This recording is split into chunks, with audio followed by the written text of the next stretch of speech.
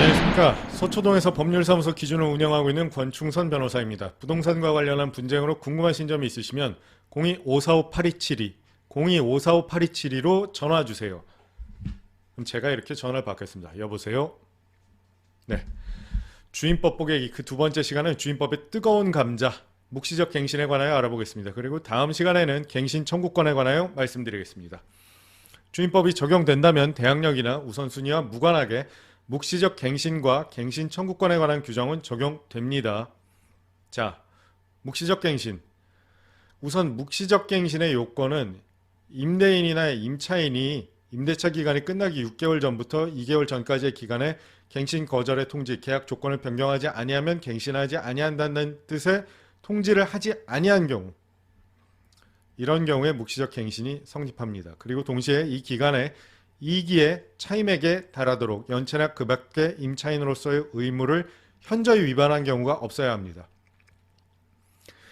아주 간단히 말씀드리면 계약 종료 전 6개월에서 2개월까지의 기간에 임대인과 임차인 모두 계약에 관해 아무 말 안 하고 있고 그 기간에 연체, 이 기분에 달하는 연체도 없으면 묵시적으로 갱신되었다고 보시면 됩니다.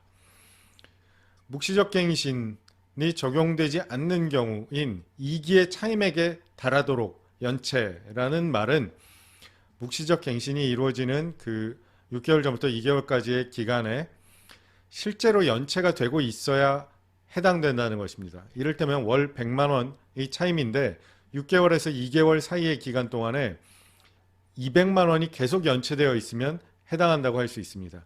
이 점이 같은 경우에 월 200만 원의 연체 사실만 있으면 갱신 거절 사유가 되는 갱신 요구권의 거절 사유와 다릅니다. 그러니까 임대인 입장에서 임대 기간 중에 2기의 차임액에 달하는 연체가 있었고 갱신을 거절하고 싶다면 계약 만료 전 6개월부터 2개월까지의 기간에 갱신 거절의 의사표시를 하시면 됩니다. 문자, 전화, 내용 증명 무엇이든 하시면 되는데 입증이 가능해야 합니다. 그러면 임대인의 갱신의 거절의 의사표시로 묵시적 갱신은 안 되겠죠. 묵시적인 게 아니니까. 그리고 임차인은 다시 갱신 요구권을 사용해야 하는데 갱신 거절 사유가 되는 거죠. 네. 그래서 갱신 요구권에도 갱신 거절이 가능한 것이죠. 물론 이 기간이 2020년 12월 10일 이전의 계약이나 또 이전의 계약이 갱신된 경우에는 6개월 전부터 1개월 전까지고요. 2020년 12월 10일부터 체결된 계약이나 그 이후에 갱신된 계약에 대해서는 2개월 전까지로 적용이 됩니다.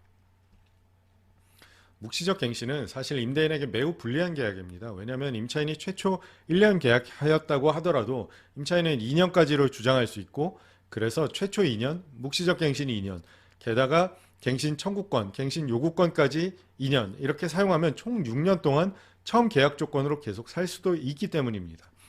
따라서 임대인 입장에서는 임차인이 묵시적 갱신이 아니라 갱신 청구권, 갱신 요구권이라는 권리를 행사한 것이 되도록 하는 것이 필요합니다.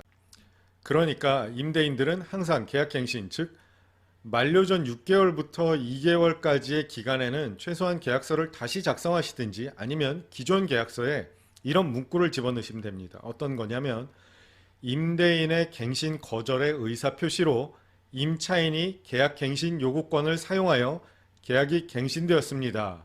2021년 5월 16일 임차인 권충선 도장 꽝 이런 문구를 임차인의 자필로 기재하고 도장 찍어 두시면 묵시적 갱신이 없었고 임차인이 갱신 요구권, 갱신 청구권을 사용한 것으로 입증이 가능하다고 할 수 있겠죠. 다음 시간에는 갱신 요구권, 갱신 청구권에 관하여 알아보겠습니다. 감사합니다.